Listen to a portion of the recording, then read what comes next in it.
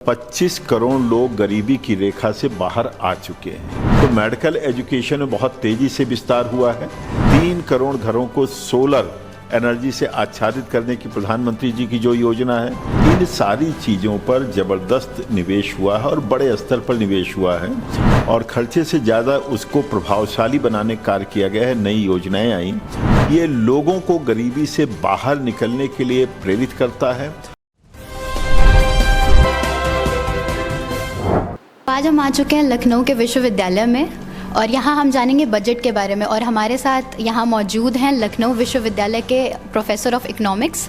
तो आइए हम आपकी बातचीत उनसे कराते हैं। आपका नाम? मैं प्रोफेसर M.K. अग्रवाल हूँ, लखनऊ विश्वविद्यालय में अर्थशास्त्र विभाग। मेरा सबसे पहला क्वेश्चन ये है कि 2024 के बजट में अर्थव्यवस्था को लेकर कौन कौन से क्षेत्रों में निवेश किया गया है, उसके विकास को लेकर? देखिए, जो पिछले वर्ष का बजट था या अभी जो बजट पेश हुआ है, अंतरिम बजट पेश हुआ है, उसको अगर हम देखते हैं तो इंफ्रास्ट्रक्चर पर और इंडस्ट्री पर काफ़ी निवेश हुआ है। और उस इंफ्रास्ट्रक्चर में अगर हम डिजिटल इंफ्रास्ट्रक्चर भी देखते हैं, कनेक्टिविटी, रोड्स को भी देखते हैं, पोर्ट्स को भी देखते हैं, एयरपोर्ट्स को भी देखते हैं, तो इन सारी चीज़ों पर ज़बरदस्त निवेश हुआ है और बड़े स्तर पर निवेश हुआ है और जिसके परिणाम अब काफ़ी हद तक दिखने भी लगे हैं। और यही कारण है कि भारतीय अर्थव्यवस्था वैश्विक स्तर पर सबसे तेज़ी से बढ़ती हुई अर्थव्यवस्था है और विकास के इस बढ़ते आयाम के कारण पूरे विश्व की निगाह भारतीय अर्थव्यवस्था पर लगी हुई है। स्वास्थ्य और शिक्षा के क्षेत्रों में बजट की वृद्धि का क्या प्रभाव होगा और कैसे? देखिए, ये सामाजिक क्षेत्र के दो बड़े क्षेत्र हैं, स्वास्थ्य और शिक्षा। स्वास्थ्य पर काफ़ी हद तक खर्चा बढ़ाया गया है और खर्चे से ज़्यादा उसको प्रभावशाली बनाने का कार्य किया गया है। नई योजनाएं आई और आगे भी इस पर और ज़्यादा प्रभाव होने की उम्मीद है। और इसमें हम देखते हैं तो स्वास्थ्य के क्षेत्र में जीवन शैली, योगा से लेकर के आप देख सकते हैं कि जो एलोपैथिक मेथड था, उसके साथ साथ जो हमारी ट्रेडिशनल मेथड, कम खर्चे वाली मेथड है, उन पर भी खर्चा किया जा रहा है ताकि लोगों को अपने स्तर पर स्वास्थ्य और चिकित्सा दोनों का लाभ मिल सके। इसमें बच्चों के स्वास्थ्य की भी बात की गई है, महिलाओं पर विशेष ध्यान दिया गया है। और अगर हम देखते हैं तो जिस प्रकार से 5 लाख रुपए की इंश्योरेंस की बात है, हर एक को स्वास्थ्य चिकित्सा देने की बात है, उसको लेकर के एक क्रांतिकारी परिवर्तन भारत में आया। शिक्षा पर अगर हम इसी प्रकार से देखते हैं तो शिक्षा के क्षेत्र में भी हम कह सकते हैं कि राष्ट्रीय शिक्षा नीति जो 2020 की है, धीरे धीरे वो आगे बढ़ रही है क्योंकि वो एक बड़ा व्यापक कदम है।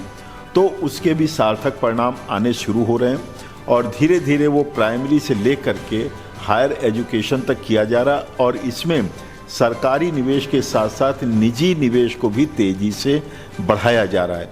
और यही कारण है कि अगर आप देखते हैं तो मेडिकल एजुकेशन में बहुत तेज़ी से विस्तार हुआ है, मैनेजमेंट और इंजीनियरिंग में भी तेज़ी से विस्तार हुआ है और अन्य क्षेत्रों में भी इसका विस्तार किया जा रहा है, तो जिससे कि लोगों को अधिक से अधिक युवा इसमें ट्रेंड होकर के कौशल के माध्यम से भारत की अर्थव्यवस्था को नई गति प्रदान कर सकें।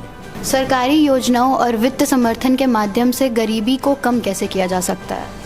हम पहले इसको अगर देख सकते हैं कि मोदी जी के कार्यकाल में 25 करोड़ लोग गरीबी की रेखा से बाहर आ चुके हैं। अब इस समय जो गरीबी का अनुपात है भारत में, वो 11% के करीब रह गया है, जो कभी 25% के ऊपर था जब आए थे। और 25 करोड़ लोगों को गरीबी की रेखा से बाहर निकालने का मतलब यह है कि वृद्धि की एक नई क्षेत्र बढ़ गया है, मिडिल क्लास बढ़ रहा है, जो कि ग्रोथ को और तेज़ी से आगे बढ़ाता है।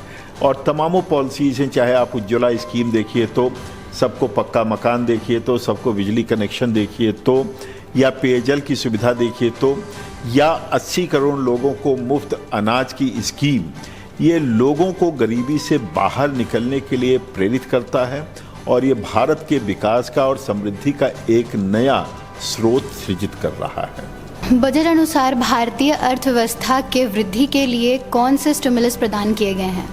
देखिए, अगर हम इसको स्टिमुलस की बात करते हैं तो स्टिमुलस ले करके रेहड़ी पटरी वालों से ले करके गरीब कल्याण योजना से ले करके हम कह सकते हैं तमामों ऐसी स्कीम है। इंफ्रास्ट्रक्चर की हम लोगों ने चर्चा किया ही किया है। डिजिटल इंफ्रास्ट्रक्चर भारत में बहुत तेज़ी से विकसित हो रहा है। नए प्रकार के आप देखिए एक डिजिटल प्लेटफॉर्म्स तैयार हो रहे हैं। यूपीआई भारत का एक बड़ा एम्बेसडर बन चुका है। इसी प्रकार से अगर हम देखते हैं प्रोडक्टिविटी लिंक स्कीम जो अगर हम देख रहे हैं, सरकार उसको देख रही है, यानी कि स्वदेशीकरण पर जो महत्वपूर्ण फोकस किया जा रहा है। बैंकिंग सेक्टर को मोटिवेट किया जा रहा है, स्टिमुलस उसके माध्यम से कृषि को दिया जा रहा है। और कृषि में अगर हम देखते हैं तो नए आयाम जुड़ रहे हैं।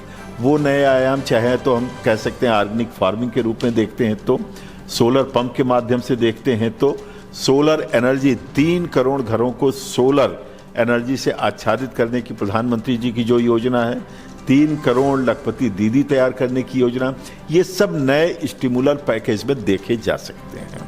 तो अभी हमारे साथ लखनऊ विश्वविद्यालय के प्रोफेसर ऑफ इकोनॉमिक्स थे, जिनसे हमने कई सारे सवाल किए और आशा करती हूँ कि आपको आपके सारे सवालों के जवाब मिल गए होंगे। ऐसे ही तमाम खबरों के लिए हमारे साथ बने रहिए। मैं वैष्णवी सिंह, कैमरामैन मोहम्मद फैज़ान के साथ, RNI न्यूज़ लखनऊ।